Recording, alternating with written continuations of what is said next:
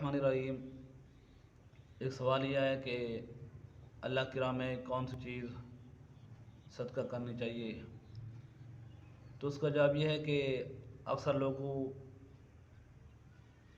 का ये हाल होता है कि वो जब कोई चीज़ सदका करते हैं, खैरात करते हैं, तो वो चीज़ करते हैं कि जिसको अपने पास वो ठहराना जो है वो पसंद नहीं करते। हालांकि अल्लाह पाक का फरमान है कि ला तयम्ममुल खबीसा बित्तय्यब मिन्हु तुनफिकून वलस्तुम बिआखिज़िही इल्ला अन तुग़मिरू फ़ीह, कि तुम पाकीज़ा चीज़ों के साथ नापाक चीज़ों को न मिलाओ, और अगर यही चीज़ें आपको दी जाएं तो आप उसको लेना नापसंद करें और सीधे मुंह से उसको वसूल न करें। इसलिए फिर जब देने का वक़्त आए तो वो भी बंदे को चाहिए कि वही चीज़ अल्लाह की राह में सदका करे जिसको बंदा खुद सबसे ज़्यादा पसंद करता है।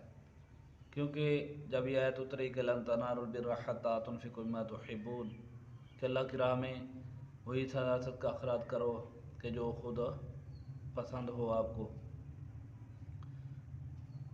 और वो आपकी तरफ से कबूल नहीं होगा कि जिसको आप खुद पसंद नहीं करते और वो नेकी करते हैं, सदका करते हैं।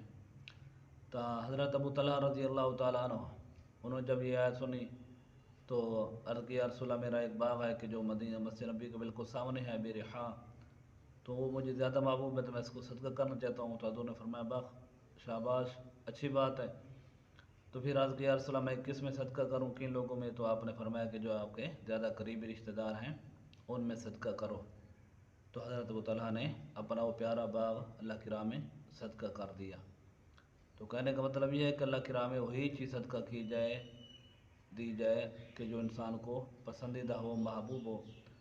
अक्सर देखने में आया है कि जब गंदम की कटाई होती है, थ्रेशर होती है वगैरह, तो उसमें जो वो गंदम, वो दाने के जो नाकिस होते हैं, बेकार होते हैं, वो भी बंदा सदका खैरात करता है, और वो साफ़ सुथरा जो माल होता है वो अपने पास रोक लेता है। ऐसा नहीं करना चाहिए। तो जब अल्लाह पाक वही इस हालत में हमें गंदम दे कि जब जिस तरह फ़र्क करो बारिशों की जैसे फसलें ख़राब हो जाती हैं, तो बंदा जिस तरह लेना ना पसंद करता है, उसको अच्छा नहीं समझता, इस तरह जब अल्लाह की राह में देने की बात है तो फिर भी साफ़ सुथरा सामान माल देना चाहिए।